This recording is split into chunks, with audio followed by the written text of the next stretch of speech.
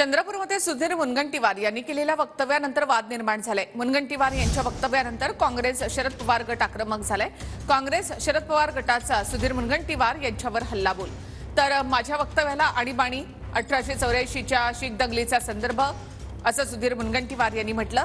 चंद्रपूरमध्ये केलेल्या वक्तव्यानंतर सुधीर मुनगंटीवार यांनी हे स्पष्टीकरण दिलं।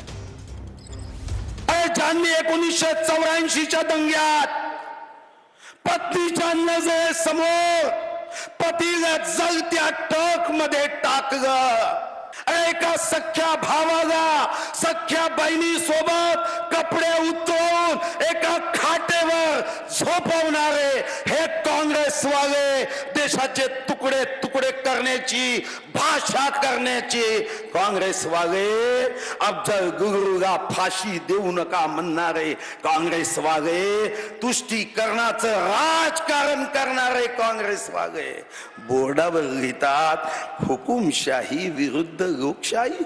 चंद्रपूरचे भाजपचे उमेदवार सुधीर मुनगंटीवारनी काल जे पद्धतीचं अपमानजनक जे वक्तव्य केलं, ज्या पद्धतीचं त्यांनी त्याची लायकी जे दाखवलेली आहे सुधीर मुनगंटीवारांनी, आम्ही निवडणूक आयोगावर तक्रार करू आणि त्याला अटक करायची मागणी। उभ्या देशाला लाज आणणारं व्यक्तिमत्व आहे, म्हणजे भाष्य आहे।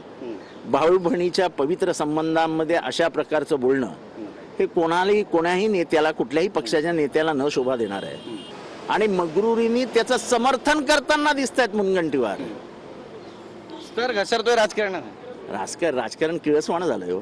हे वक्तव्य मी आणीबाणी व 1984 मध्ये ज्या हुकुमशाही पद्धतीने काँग्रेस वागली त्याची उदाहरणं दिली। निरपराध लोकांना जेलमध्ये टाकलं, शीख दंगलीमध्ये पत्नीच्या नजरेसमोर पतीला ट्रकमध्ये पेटत्या ट्रकमध्ये टाकलं, हे तर घटना वर्तमानपत्रात इतिहासात दर्ज आहे। काँग्रेस घाबरल्यानंतर रेवंत रेड्डीची तेलंगणाची सोशल मीडिया टीम त्यांनी प्रचंड पैसा खर्च करून हायर केली आहे।